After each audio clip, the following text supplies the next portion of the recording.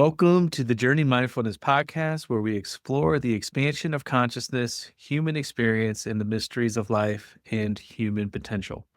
Today, we're thrilled to introduce Brenda McGregor, a life and career coach who's all about helping people unlock their potential. After a successful 30-year career in the corporate world, Brenda founded Brenda McGregor Life and Career Coaching to guide others toward fulfilling their lives with purpose and balance. She creates a welcoming, inclusive space for her clients to chase their goals I'd say achieve their goals and share their unique perspectives. Outside her practice, Brenda's heart is with her vibrant family of 5 children and 9 grandchildren, cheering on her husband's Damatha Stags as team mom and diving into a good book whenever she gets the chance. And she also hosts the wildly popular If Only podcast, which is the if onlys that are stopping women from having a life they love. So we will dive into her story now. Welcome, Brenda. Thank you very much for being here. Well, thank you so much for having me. I'm honored to be here. Well, there's so much to get into. You talk about unlocking potential and helping your clients achieve success. But I was curious, maybe starting out, who inspired you in your life? Well, I have a line of people that have inspired me, starting with my wonderful parents. My mom is still alive, and we were raised to be of service to others. And my mom was always known, like my friends growing up would say to me, "Your mom is so easy to talk to." And she was a born to serve counselor, and she became a social worker at 60. And my dad was a police officer, and he was known for his mantra to meet people where they are and accept people for who they are. So I was very, very fortunate to be raised in that type of family culture. Okay, because I was going to ask you, what event happened that made you want to help others, but it sounds like it was sort of baked into your value system from your parents. Yes, it was. And I remember being a very young girl. I wasn't ever into dolls so much, but I remember dolls that had been put away. I had 2 sisters, a twin and a younger sister. And I went through this period of imagining me adopting them all. And I would put them in the bed with me before I'd go to sleep, and go to sleep imagining that I was taking care of these children who needed a mom. So I do think it was intrinsic, part of just who I was and how I was raised to want to help others.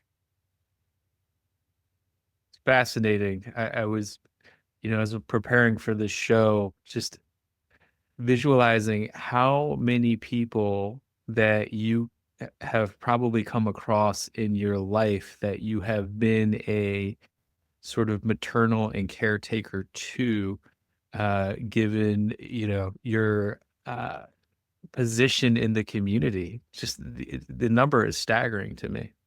Oh, that's so nice. Well, you and I know each other from, my son Bill that graduated with you from Damatha, and that community is so rich. And then I ended up marrying his football coach, and my world expanded massively with the Damatha community and the young men that Bill coaches. My husband Bill coaches from the football team. And as many people know, I have a keynote that is specific about these young men. They have poured into me far more than I could ever imagine pouring into them, who they are in the world and the dreams they have and the possibilities they see help me to continue to step forward into, okay, what is truly possible. Yeah. No, well, I know you did a good job mothering Bill. He's a great guy, Bill Sutton. He is. He's a great guy. I just talked to him last night. He's someone, too, that has a huge heart for giving in the world. Yeah. Yeah. Well, it's interesting, and so you talked about this keynote and this potential. One of the things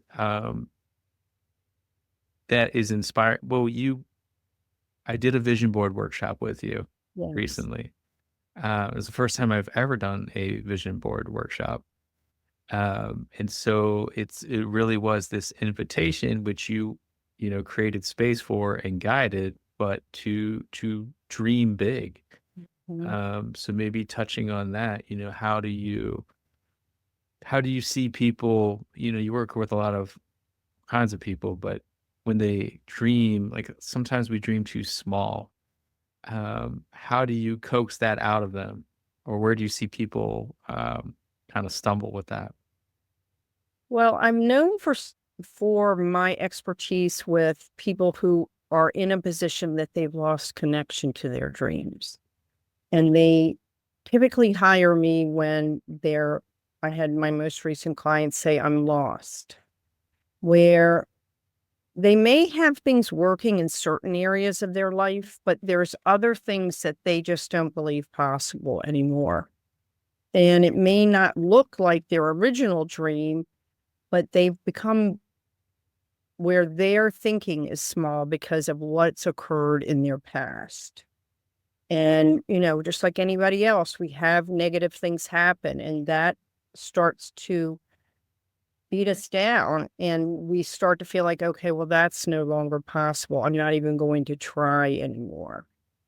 And my commitment to them and to everybody I encounter, including the boys at Damatha, is to help reveal for them through their own steps, taking them forward, that maybe, yes, something is possible that I've given up on. And I work with people to see a path forward. And it happens pretty quickly because people are I have seen that dream is right under the surface. And it just takes someone outside of themselves to see it clearly that it's possible. You know this, right? We can see it more clearly than our clients. From the outside, yeah. Mhm. And when you start to break it down in a practical way to say, okay, well, what if you called the college and said, what would it take for me to become an adjunct professor? And then they see, okay, I can do that. I can make a phone call. Yeah, what's the worst that could happen? What's the worst that could happen? And there's nothing more thrilling to me than someone taking steps towards their goal and starting to achieve them and having a life they never imagined possible. Interesting that you say that. It was just a guest on a podcast on manifestation, and someone was sharing a story about how they were praying to win the lottery, and nothing was happening, and nothing was happening, and finally, they got a message, from in their prayers, you're gonna have to help us out a little bit. You're gonna have to buy a ticket, and it was like this. These things are here for you, but action is the language of the universe. You're gonna have to take a step, and sometimes it's just not knowing maybe where to take that, to initiate it. Yes.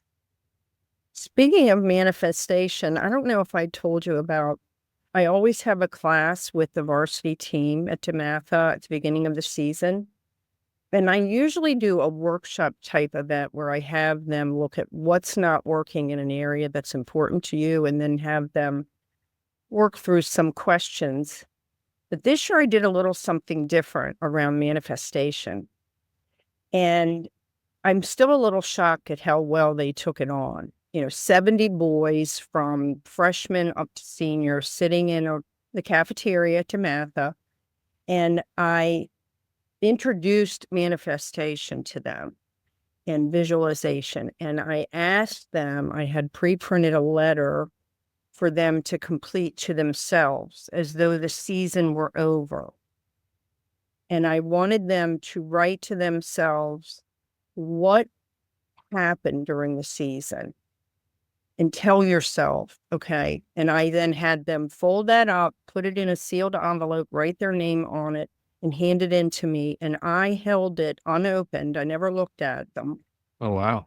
until the week after the championship game, which we won. Ah, We went in, Bill went in to collect uniforms the following Thursday, and I brought the letters. And I handed them out, and all of them read to themselves their letters. And then I asked them, would you anybody be willing to read your letter? It was mind-blowing that these young men had written the letters the way I had asked, as though the season were over. And our starting quarterback, Denzel Gardner, read his, and I want to actually make a copy of it to use for my, all of them, the 4 that read to me, to use for some of my keynotes.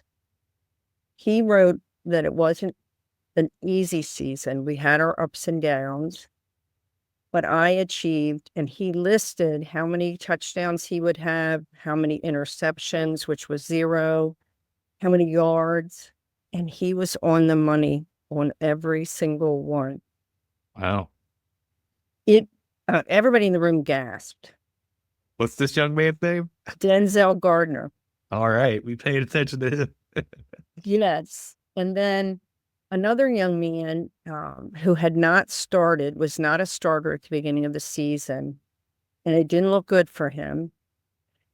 He wrote in his letter that I don't start for a number of games, but I end up getting the spot, and I become I'm recognized by WCAC. We win the championship. And it all happened in the 5th game of the season. The young man ahead of him had to leave the school, and he got the starting spot, and he delivered in every way since. And so I was honestly shocked that these teenagers got it as well as they did. Yeah. And I wanted them to recognize this is a tool you can use the rest of your life in every area of your life. Yeah. So the young man got his shot and seized the moment. Yes, he did. It's fascinating that they resonated with that. And I suppose, in my youth, if we had talked about this, I might have blown it off. So there's that's the one perspective I have is that you're saying they took it serious. But at the same time, there's a lot of inspirational figures around that community and that group. And to cultivate a belief and a desire and knowing that those things are possible, and I would imagine that gets conveyed to them. But that's a really, really cool exercise that you had them do. And then to go back and relook at it and see, like, that's just that time capsule of this is where my head was in this moment. And then this is what happened. Yes. Yeah. Very powerful. Yeah, that visualization, why am I blanking on the name? Manifestation. Yeah, it's just the belief, right, that things are possible. So many times I think I said, we think small, but we don't realize just what we're capable of. Um, we can get stuck, which I guess is kind of what you see some of your clients coming to you with. Yes. Uh, what are some common maybe roadblocks that people hit or themes that are sort of common that you notice among your clientele? Well, the biggest theme, and it's true, I believe, for all human beings, is that our identity, who we become, is all formed by experiences we have from our past. And that all those experiences, good or bad, help define our identity. And that's wonderful. And there's a lot of times that identity has facets of it that are what allow us to be successful.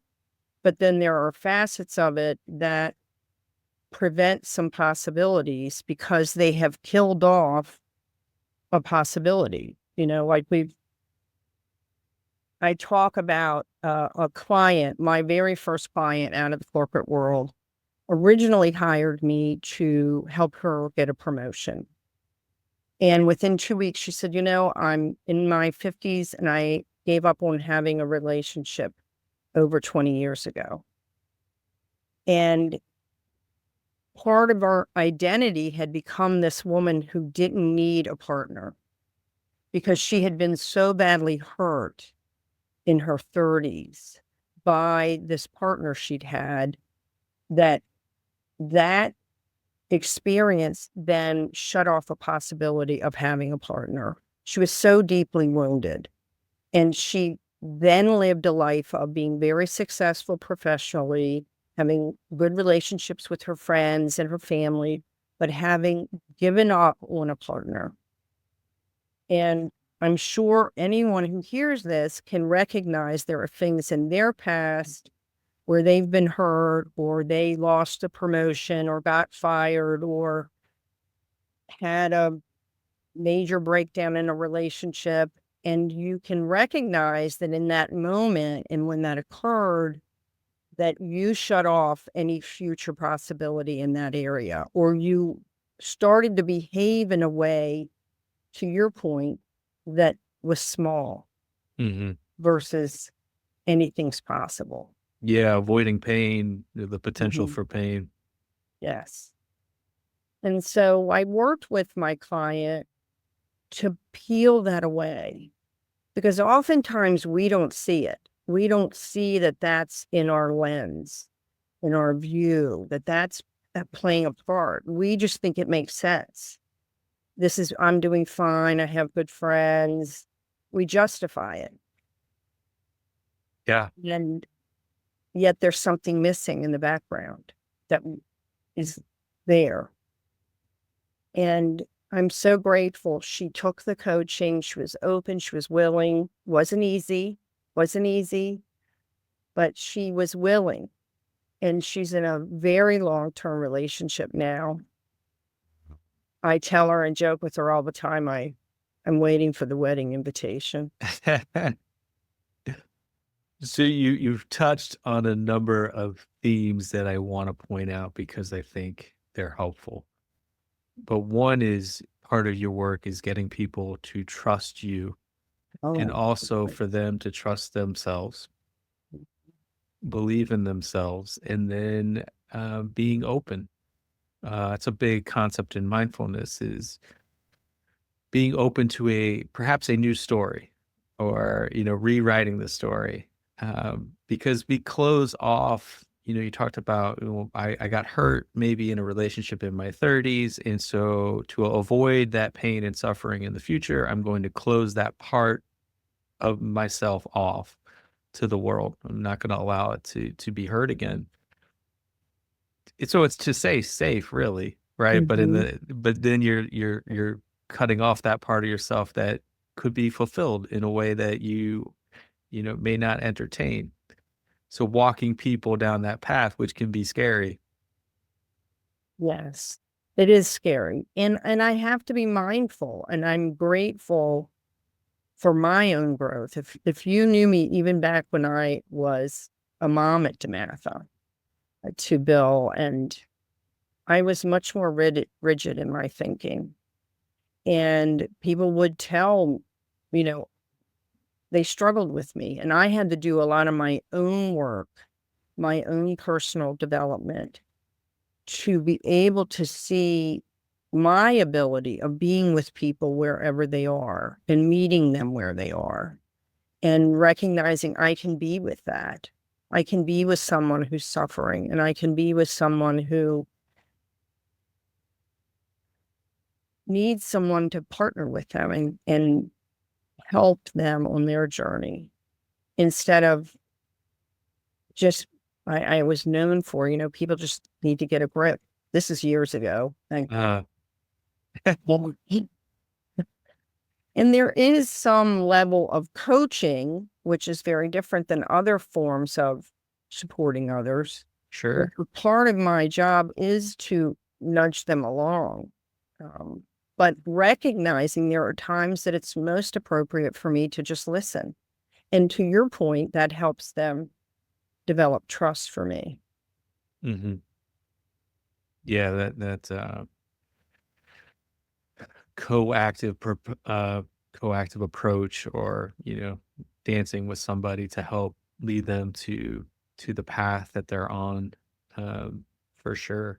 Yes. And it sounds like you did some work. I know, it's one of the things that you're very intentional about, and how you work with people is being empathic. Yes. You Very know, much so. Very which much so. I yeah. wasn't always. Well, it's part. You talked about, having the values instilled in you of being in service to others. But part of that is, we go through our own evolution and our own growth, and we overcome our own issues.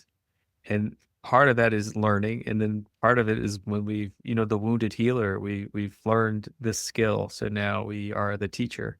Yes. Um, and a lot of times, I'm sure you would probably agree with this, that, I learn from my clients just as much as they might learn from me. Like, I'm always learning. 100%. It's an honor to be with people. And like I said about the DeMatha kids, my clients pour into me more than I believe I pour into them. I think I learn so much from them. Yeah. Mhm. So you're a life and career coach. We're at a time in the world where there is, a lot of uncertainty, and people are going through career changes. What, how, what is the advice that you would give to those people now that are maybe in the throes, or, when we get stressed out, we go through these periods of fight, flight, or freeze. It seems to me, kind of what I'm seeing is that people are kind of in this frozen standpoint, at the moment, but there's going to be a point where they come out of it. How are you seeing things, um, kind of play out in your world?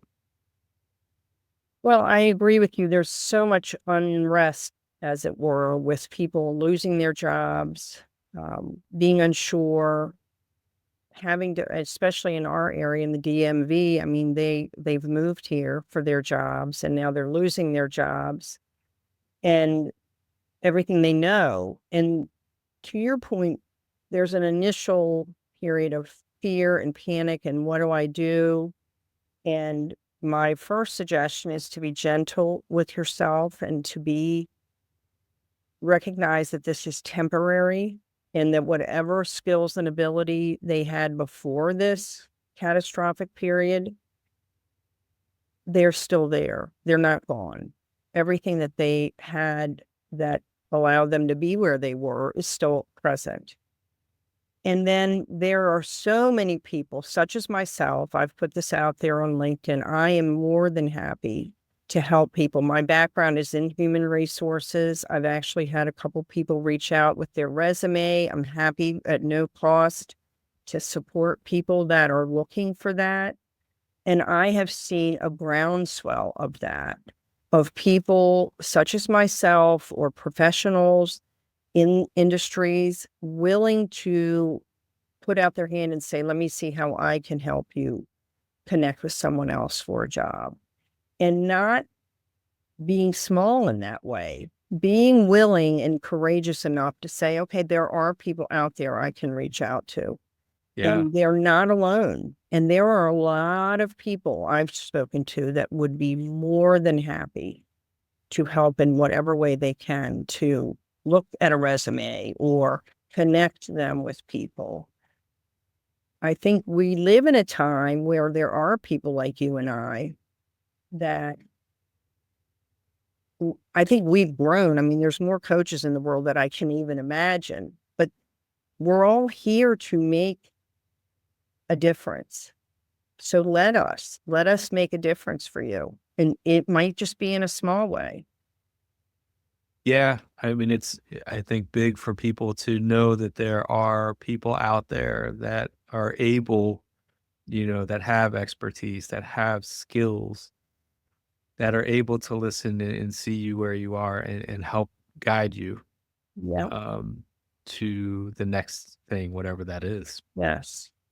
And I do like what you said. I appreciate about being gentle to yourself because that's incredibly important. Yes. Incredibly important. And also, I mean, I think we saw this during COVID to a large degree. This might be a period where you look at a dream you gave up on. I'm glad you brought that up. Yeah, Yeah, that absolutely. yes, that it's almost, I was laid off after 37 years. I wasn't ready for that. And now, Oh, during COVID? yeah, after COVID in 2022, our company was acquired, Okay, okay. but I had planned on retiring with them. And luckily in the corporate world, I was coaching too, but I wasn't ready for that. And I look back on that now, 3 years later, it was the greatest thing that ever happened. The greatest thing that ever happened. And it gave me what I did was I hired my own coach, knowing the value they bring, Mhm. and said, okay, what's next for me? And I started my own business. So for everyone that you're referencing, there's a number of you that this is the prime opportunity to start to create a dream that you maybe have had and you've been nursing and waiting for the right moment. And maybe right now is the right moment. That is a very positive way and hopeful way of looking at it. And you're exactly right. When COVID started, I had just started my solo practice. Pretty much coincided with it, which was probably the best time in the world to start a counseling practice. But I remember I got a phone call and it was a wave of people who were like, I'm sitting at home and I realize I've been doing a job for 20 years that I've hated or I just didn't like, or I've just been doing this job and I want to do something else. Like I have X amount of time left because like people were faced with that existential type of fear. Like, okay, well, if I'm only going to be around for a little bit longer, like what do I actually want to do? Mhm. And so it ended up becoming this sort of empowering moment that's a lot of people seized. So in any tragedy, just, so like people come together and there is opportunity to grow if you allow it. Yes. Yeah. You have to be willing. Yeah, absolutely. I'm glad you brought that up. Um, Gosh. So maybe tell us a little bit about just the podcast that I know that it's had a very big impact on people. How are you finding it? Because I know that I learn a lot by doing this and talking to really interesting people. Me too. Well, I have said this before. I don't even know why I was so driven to have it initially, but I knew right out the gate when I decided to have my own business. While I had a very good career, I did have the experience a lot of women have, a lot of people of color have, where I wasn't really heard and I wasn't really allowed to use my voice unless it was what they wanted to hear. And I wanted to have a podcast where women would have an experience of telling their story without interruption. And I really didn't like somebody that would be on like a Kelly Clarkson show. And I know it's due to timing restrictions, but they would be in the middle of answering a question, they would get interrupted. And I said, I want to be able to just have an experience for a woman, offer the experience where they can share their story through an if only, through because I had lived my life with a lot of if onlys. And I know if only, my bosses heard me, or if only um, I made more money, then I would be happy. And so I came up with the idea of If Only, and I wanted it to be women telling their stories for other people, other women, to hear something possible for themselves. Because most of my guests are not, you know, celebrities or the top of the top in their industry, but they're women like me. They're women who have successful businesses, who have achieved, and they have all had an if only in their past. And if only I were more confident, if only I trusted myself, if only my mom was my first guest, if only I were smart enough, I would go to college. And it's such a rich experience for me to hear these women. I'm honored that they trust me and feel comfortable, to the point I've noticed a shift this year where people are being very vulnerable on my show, more so than they were. I had one guest who has a very rich life, and she said, "Oh, I'm not going to talk about that. I'm not going to talk about that because that's too personal. That's too personal." This was in our pre-call. Yeah. And then the show came, and she shared every single thing she was scared to share about. And she called me afterwards in tears, just saying how cathartic that was for her. And then since then, I've gotten a lot of calls about her episode, and she has told me how it was a watershed moment for her in being authentic in the world with who she was and Wow. who she is. Mm-hmm. It's very, I had one guest, an attorney that I know. The one that this touched me so much, she told me afterwards, my brother and I have grown so far apart. And he called me, had listened to it, and told me how proud he was of me.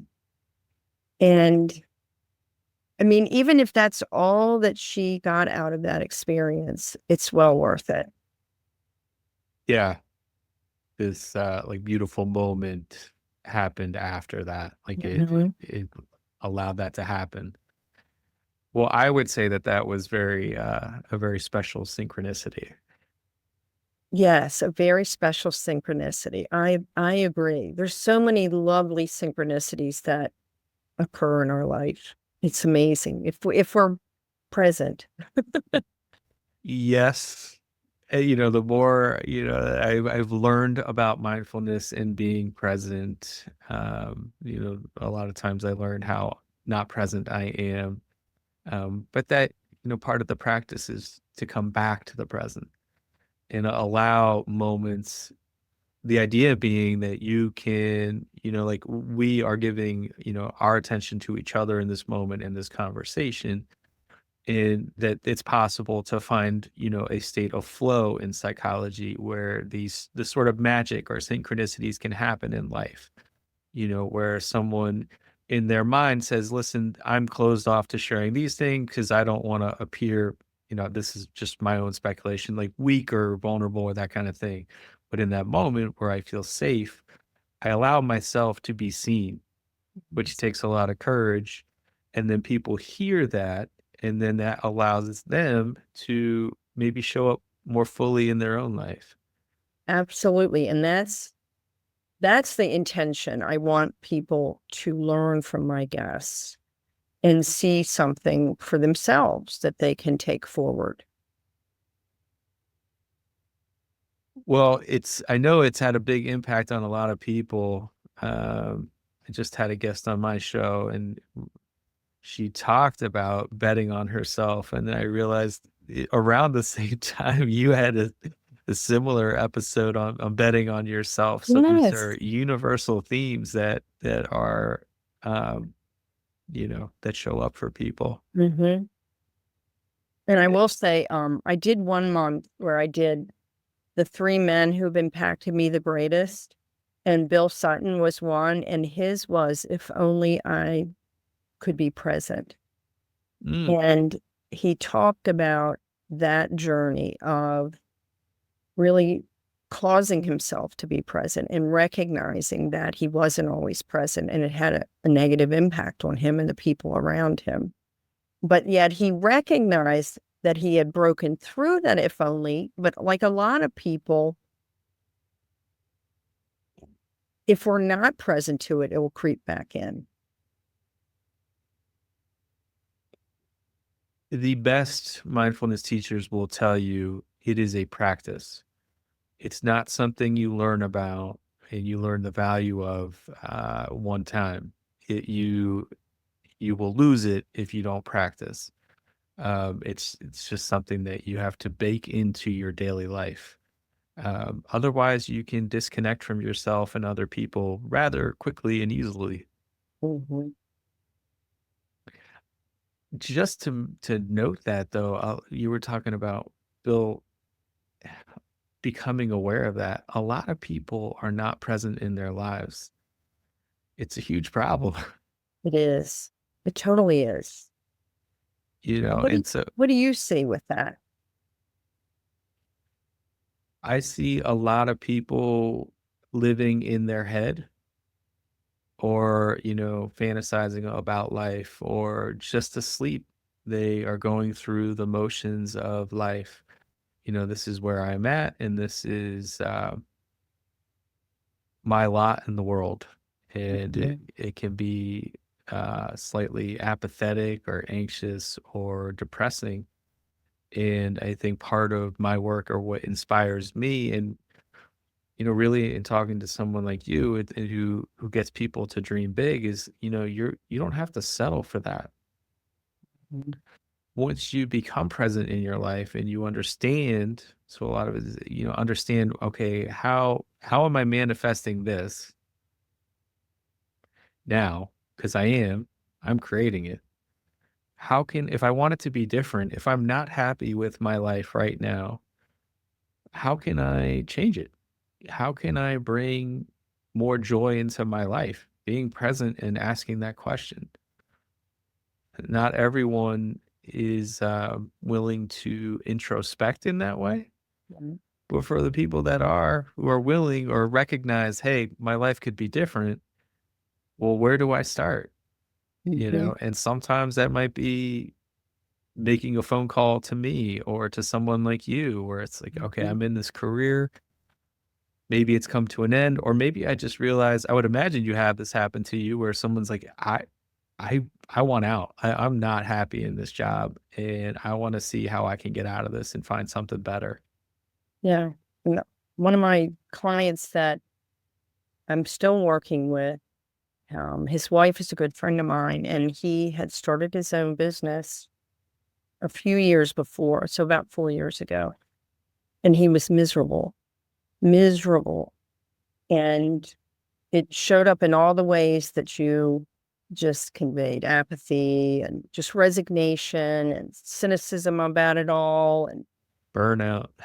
yep, and she said, "Would you be willing to talk to him?" And he's been a great client because he is willing and he's coachable, but he quickly got present to when he was a young man in college, and after college, he had this dream of being a professor. And when I remember when we first started to talk about it, he was all about, "That's just not possible. I'm 60 years old. I'm, I have this obligation. I own this business. I spent a ton of money on it. I can't just close this business down. I have to do this, have to do that." And it was baby steps, but he was an adjunct professor. He is right now. He started in January Wow. teaching business courses. And he closed his business. He dealt with all of that he had to deal with. He also is now executive coaching sales professionals, which is what he did in the world, and he was great at it. And he marvels all the time. My whole life has changed. My whole life in less than a year is completely different. He's lit up about life. He's excited to wake up in the morning.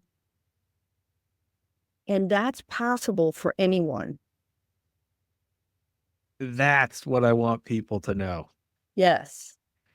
When you essentially we kind of hinted at it before, but when you shut off that part of you that believes that that is possible, when you open things up and explore them and consciously put things into alignment, like this is something that I would enjoy, and then you start doing it, like you get your life force back Yes, I love the way you put that. You get your life force back. You do. Totally. versus the burnout and just, being depleted all the time. And just going through the motions of life. Yeah. Mhm. Yeah, that's a big deal. And it's, of course, it's wonderful to have that success story, right? Like that gives me tremendous amount of joy when I don't do it for them, but when someone walks down that path and they go from I can't to I can and I will, Yes. that line of thinking, and they believe it, and then they make it happen, and then that's almost like a surprise, like, "I can't believe that happened." It's like, "You did it. Yes. Yes. You have that power." It's a very empowering, path to walk through. And I emphasize that with all my clients. Number one, that they did it. They're the one who created it. I'm just in the background providing a little bit of a push or a little bit of guidance here or Mhm. there, but that they will always have that tool in their toolkit. That they now see that they can turn their life around and start to create their life to look just how they want. And that's always going to be available to them. Yeah, and then that it gets paid forward, right? Like, they go off into their world, and they come into, relationships and share that possibility with others, and so it Yes. multiplies. Yes, absolutely. Yeah, people have so many, what I call self-defeating core beliefs, where it's like, "I can't do that," or "That's not possible," and we just limit ourselves in so many ways that we're not aware of, Mhm. because so often we're not present. And so part of being present is when you kind of get back into the body. You're asking how to do that, but really the fundamental practice of mindfulness is the body scan, because that's where you hold all of your stress, and that's where you'll start to kind of find those lingering self doubts or those Mhm. core beliefs that are ailing you, right? Because the body is where stress is held. And that connects you to the present moment. So getting out of your head, where a lot of people live in, and they're disconnected. I mean, one way to think about it is, just kind of walk around and look at people, right? Like they're on their phone scrolling through, social media, looking at other people's lives or something like that. They're living elsewhere. They're not connected Mhm. to themselves.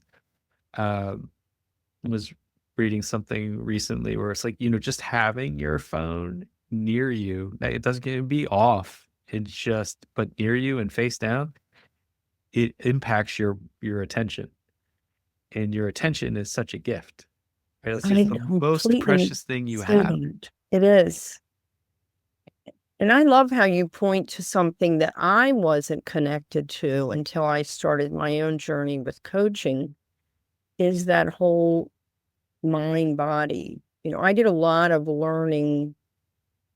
It was all in my head, in my thinking. And until I connected the two, and then of course there's our spirituality, but so many people, I'm sure you see, I see, they deal with health issues, back issues, neck issues, headaches, whatever it is. And that many of my guests have been healers, acupuncturists, etc. And they all are famous for saying the body tells the story, right? And I know you deal in that world too. And that's in some ways almost more difficult for people to grasp. Um, because Yes. they have it that it's a health issue, that it's really it's a solid issue that needs to be fixed, in normal medical ways. um, where I just told this story of going to an osteopath for a chiropractor told me I had to have surgery on my neck. This is many years ago. Mm-hmm. Bill Sutton, I think, was in middle school. And I didn't want to have surgery. I knew that. And I went to my brother's a PA and he said, go see this osteopath. And I went and saw him. And I went to him for about 2 years and I would go every few months or whatever. And one time I went in and he looked at me and he said, Brenda, until you deal with whatever's going on in your mind, you're going to keep coming to me. You need to deal with whatever's going on in your mind. Mm-hmm. And I was so angry. You mean you can't fix this? I was like, you can't say it has anything to do with my mind. I mean, I remember leaving there. I was so resentful and angry. And how could he do that? And then I thankfully said, okay, Brenda, what is he trying to tell you? So I started doing my own work. And all of that was just stress and anxiety about my job. And it jacked up my neck and my back. And I would sit at work all day in pain. And once I dealt with that and dealt with what the root of my stress and anxiety was, I have never had another minute of problem in my neck and back, ever. Yeah. It's an uncomfortable truth for people to discover that. And the only way to learn, right? Like I could hear you tell me that in the past, and I might believe it, I might not.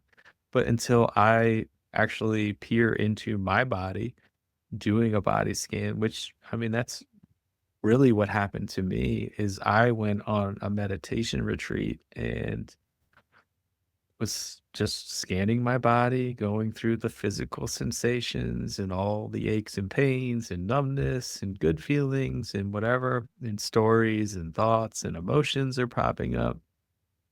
And then when you try to sit still for a couple hours, you realize you can find a lot of pain. And the practice really is tuning into your pain and seeing what is there. And once you do that, you start to see your stuff, your thoughts about things. For me, for example, with back pain, it was, what is this pain? Oh, it's just pain. But when I looked into it, it was anger. And at the time, it was frustration that I wasn't where I wanted to be in life. And so it was almost this like self-hatred where it's like you're beating yourself up. And that was the pain. And once I brought awareness to that and saw it, the pain went away. And it's the craziest thing in the world where you have this excruciating pain 1 second, debilitating, and then it's gone. And you're like, wait, I resolved it. Right. It's hard to believe. And then I'm sure there are people that will listen to this that I know there are legitimate health conditions and that need medical intervention, standard medical intervention, but it does blow your mind. I can't tell you. I've been going to an acupuncturist for over 30 years because they help move things through me. And Yeah. I can feel like I'm getting sick as a dog and have a sore throat, and then I can go get treated that day, and I wake up the next day and I feel 100% better. Yeah. And I then look at, what am I stressed about, or what am I taking on that's showing up like I have a sore throat. Yeah. So I just had a mindfulness teacher on recently, and we were joking about how, the quantum physicists would say everything is energy, but it's when there's a block in that energy that it's not flowing, that it's stuck in the body, that it starts to create potentially chronic pain, diseases, cancer, things like that, if you haven't heard about that you may want to look into if you have something that's going on. But people that work with the body figure this out pretty quick.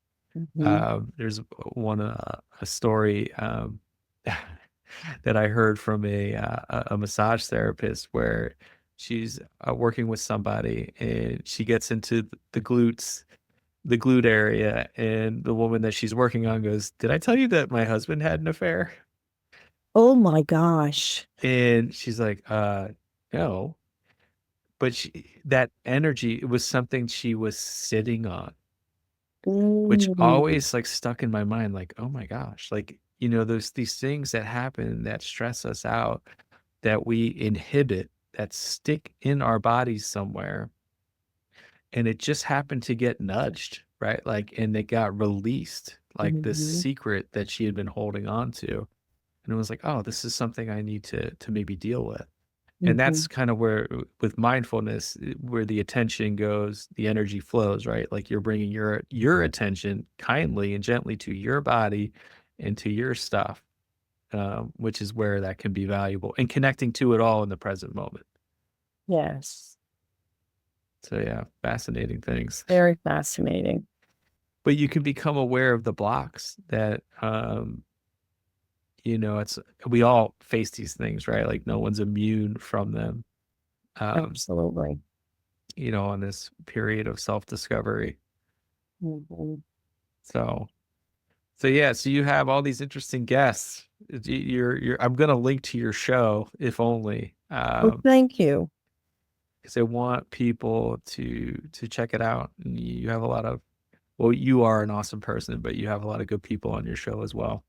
Yeah, I really do. I enjoy it, and I'd love to link to yours, and when I have another month of men in my life, I will definitely have you on as guest. Where can people find you, Brenda, that would like to check you out and work with you? Well, my website is brendamcgregor.com, and it's Brenda and McGregor.com. You can email me, bmcgregor.coaching@gmail.com. Or should I leave my phone? I can also leave my phone if people want. Sure. I mean, I'll link My to it. cell is 240-418-6726, and I'd love to hear from anyone. And I'm always looking for amazing women who wanna tell their story of breaking through, and if only they had. Yeah. Yeah. Um, would you like to leave our listeners with one last positive message?